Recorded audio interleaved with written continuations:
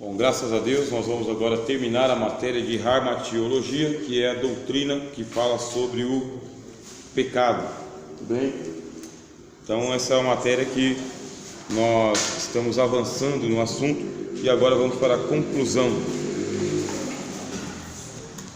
Ao agirmos, os irmãos podem acompanhar aí, tá bem? Ao agirmos em direção ao pecado, todos os nossos sentidos e sentimentos se movimentam, desencadeando um processo existencial que imprime em nós toda a experiência vivida, inclusive percebendo o que está implícito no ato. Quando nós nos movimentamos em direção ao pecado, o corpo inteiro vai, bem?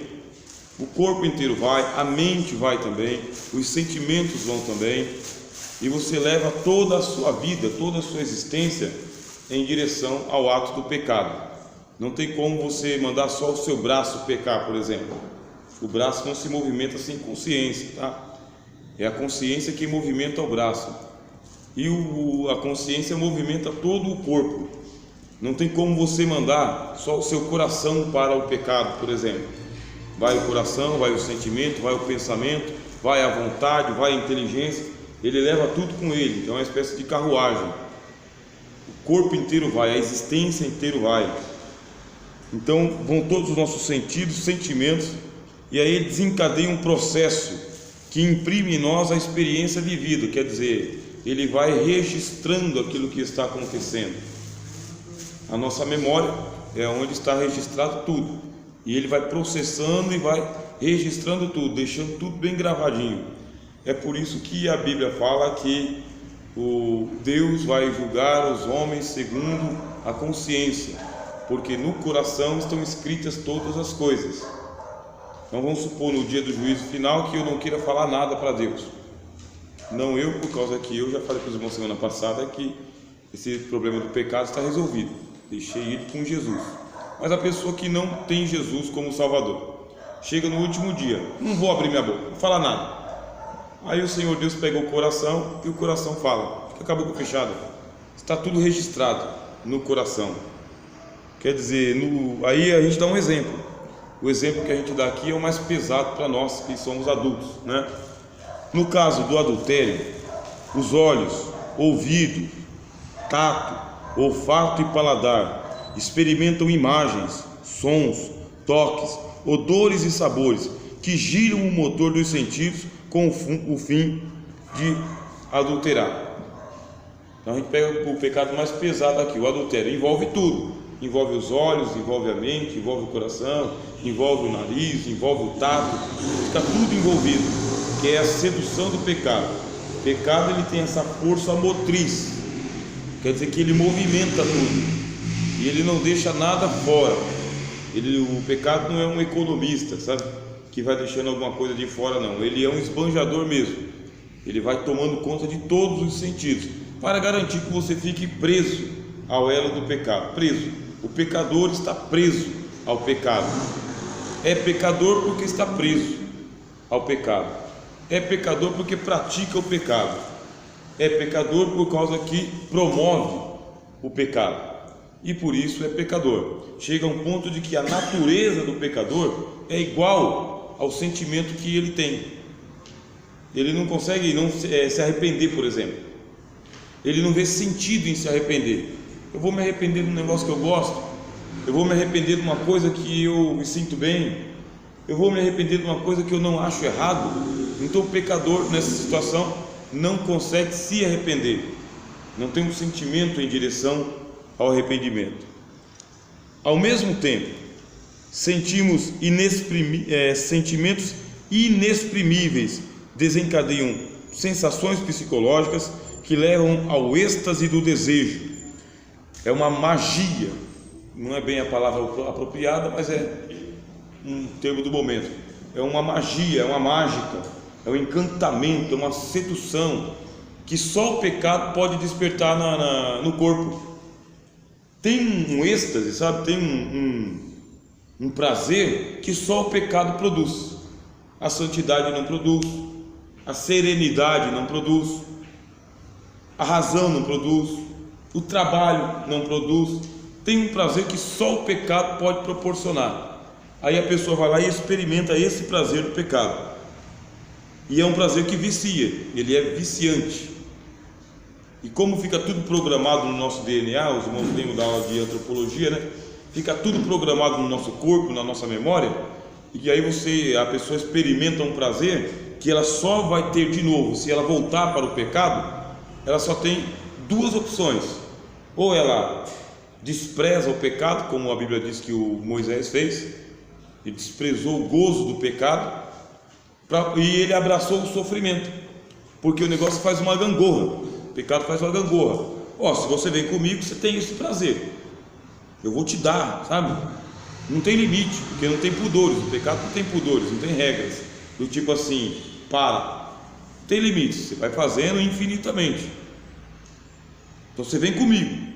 Se você abrir mão, aí você vai ter que ir para o outro lado, que é o sofrimento. Aí você fala, que tipo de sofrimento? É o tipo do sofrimento pela ausência do pecado. O pecado começa a fazer falta para o pecador. É igual a pessoa que é viciada em cachaça.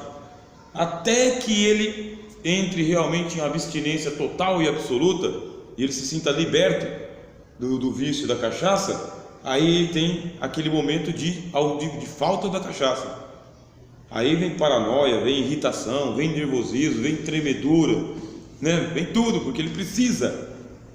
Quando você começa a se libertar do jugo do pecado, do vício do pecado, do gozo do pecado, do prazer do pecado, aí vem o sofrimento, que é o sofrimento por não estar pecando, falta do pecado. E o pecado tão assim, sem vergonha que ele faz de longe. E aí, tá vendo? Comigo tudo era permitido, tudo convinha. Era você e eu ali, unha e carne. Agora você está aí, padecendo abstinência, não pode fazer mais nada, tudo é proibido, tudo é errado. Para que esse sofrimento tolo, desnecessário? Então é um sofrimento que a pessoa tem por falta daquele prazer que só o pecado pode trazer. E eu estou falando sério mesmo. Tem prazer que só o pecado traz. Não tem jeito. E não tem substituto para ele. Não tem substituto. Agora eu estou cheio da glória de Deus, eu estou tinindo da presença de Deus, que é muito melhor do que o pecado. Aí eu concordo. Só que essa presença de Deus não é uma substituição do gozo que a pessoa tinha no pecado. Não é outra glória, é outro prazer, é outra alegria, é outra satisfação. Aquele do pecado realmente nunca mais volta, nunca mais. Então é aquele negócio de quem é viciado no tabaco, por exemplo. Está irritado, está nervoso, né? Estressado, aí vai lá e dá uma baforada, 2, 3, 4 num cigarro, acende no outro, aí vai aliviando a tensão, ficando relaxado, pensa em outras coisas. Quer dizer que é um prazer que só o cigarro traz. Não adianta balinha de hortelã, nem café, nem fita adesiva no corpo com nicotina. É a tragada que traz aquele prazer. Agora não tem mais. Se não tem mais, vai ter que passar pelo período de abstinência. Aí vem a secura na língua, e a pessoa vai passar um período de irritação e de nervoso mesmo, 1 semana, 2, 1 mês, mais ou menos. Só que se ela não for totalmente liberta, quando ela tiver um novo estresse, aí ela fala, quer saber? Para lá na esquina, compra um maço, aí já fuma logo 2, 3, 4, 5 de uma vez, para poder matar a saudade. O pecado ele é viciante, e ele é alucinante. Então só o pecado leva a esse tipo de êxtase também, e a vontade de continuar no ato, porque ele envolve uma coisa chamada vontade. Vontade, a palavra vontade é volos, da onde vem a palavra volante, tá? O que é o volante? Volante é aquilo que direciona, que leva o carro para a esquerda, para a direita. Isso é o volante. A palavra volante vem de volos. O que é o volos? É a vontade. A vontade é que te leva para lá e para cá. Você vai seguindo a sua vontade.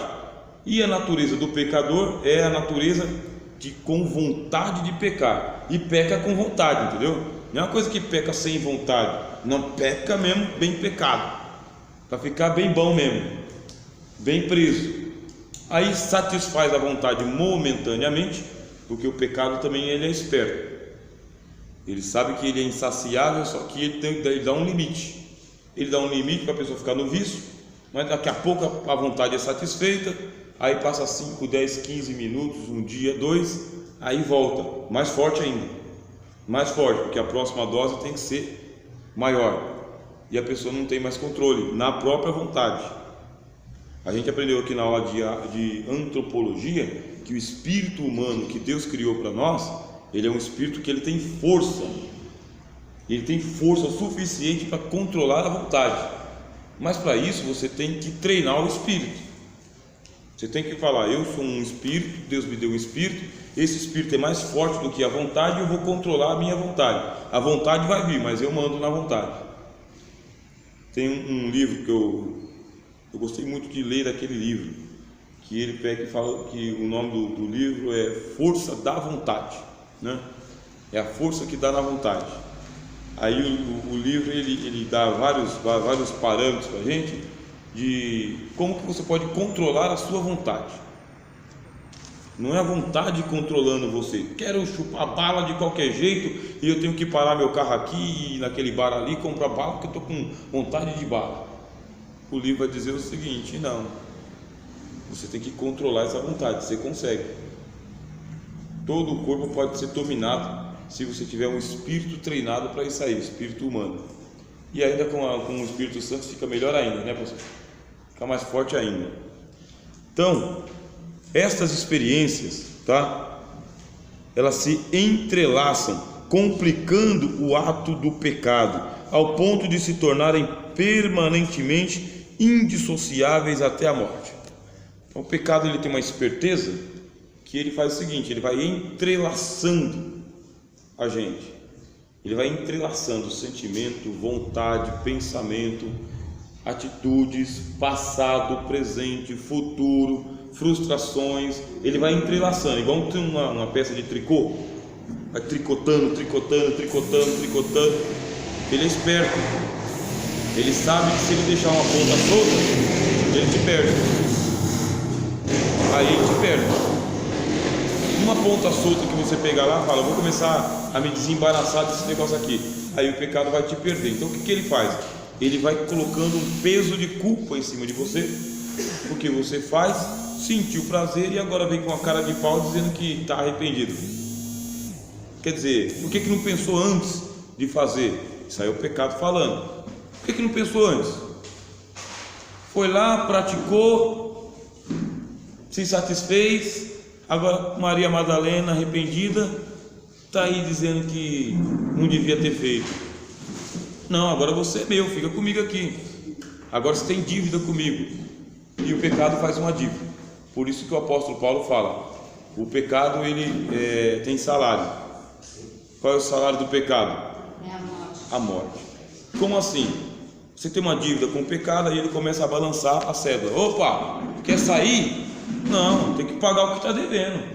Não usou e abusou e não pagou o que está devendo? Ô senhor pecado, o que o senhor quer para me deixar em paz? Eu quero a sua morte. Não, mas se eu morrer eu paro de existir. Pois é, você vai ficar devendo para mim então. Quando você não morrer, você não sai de mim. Aí vem a cruz de Nosso Senhor, e a cruz de Nosso Senhor morre por nós. A cruz de Cristo, quer dizer, é o pagamento que Cristo oferece para nos resgatar da morte que o pecado produz em nós.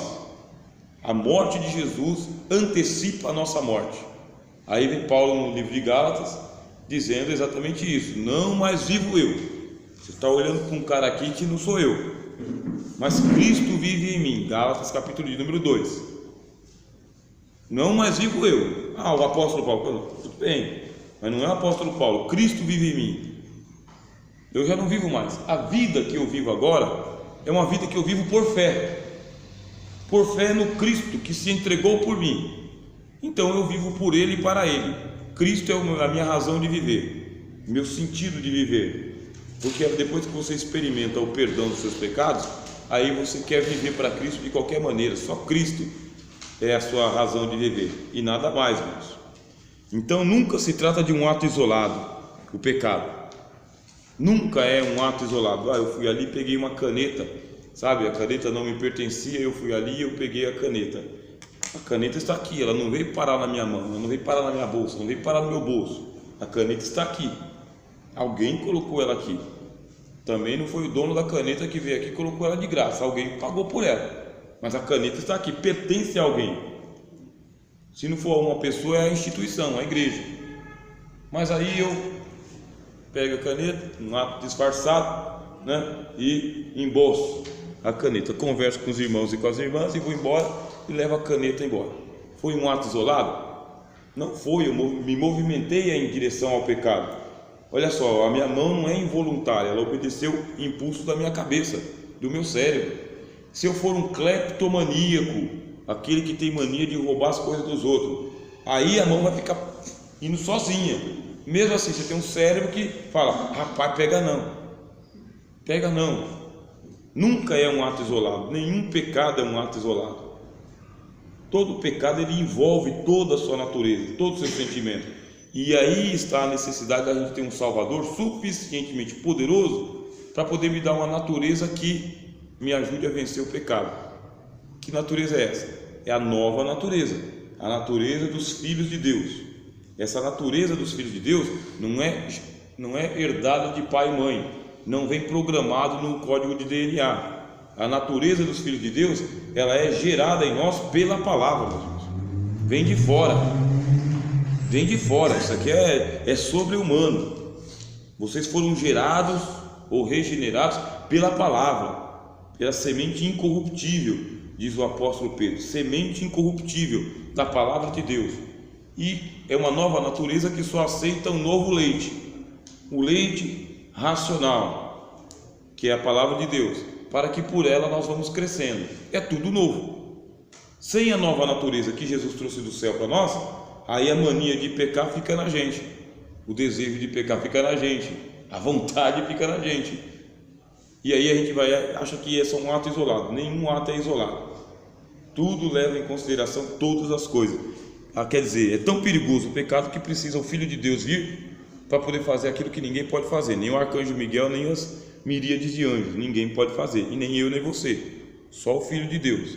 E não dá para ele fazer à distância, tá? Não dá para ele fazer do céu. Não dá para Jesus fazer do céu. Ele tem que fazer por dentro. Por dentro. E para ele fazer isso por dentro, ele precisa resgatar o pecador. Para resgatar o pecador, ele deu o sangue dele. E com o sangue dele, ele traz o Espírito Santo, que vem morar dentro. Que precisa regenerar o homem para lhe dar uma identidade humana e também uma identidade espiritual com o Pai. Tudo é sobrenatural. Tudo vem de fora. Por isso que a gente precisa de um milagre. Sem esse milagre, não adianta um código de leis, sabe? Não adianta. Sem esse milagre, não tem o que você possa fazer para poder se libertar do pecado. Então, nunca se trata de um ato isolado, solto, livre, simples de resolver. Vou resolver isso aqui agora. Vou resolver. Isso aí pode deixar que foi a última vez. É um engano que o pecador diz para si mesmo, foi a última vez. É um engano. Não, foi a última vez, sabe? Não vou mais. Sozinho é um engano. Não tem última vez para o pecado. Tem última vez. Até a próxima, diz o pecado. A última vez, falou? Até a próxima. Aqui no mesmo canal. A gente viu na aula passada que ele se modaliza, né? Quer dizer que ele muda de formas. Não vem do mesmo jeito, mas ele volta. Então nunca é simples de resolver. É a modulação do pecado para continuar existindo, inventando infinitas formas e maneiras de reprodução. O pecado, ele é um inventor, irmão Nelson. Algum dos irmãos precisa de folha aqui para poder acompanhar? E mais uma para a irmã. Bem, eu tenho aqui mais 2 livros. Algum irmão que vai pegar o livro hoje? Tá bem? Irmão, quer pegar o livro? E tem mais uma folha se alguém precisa.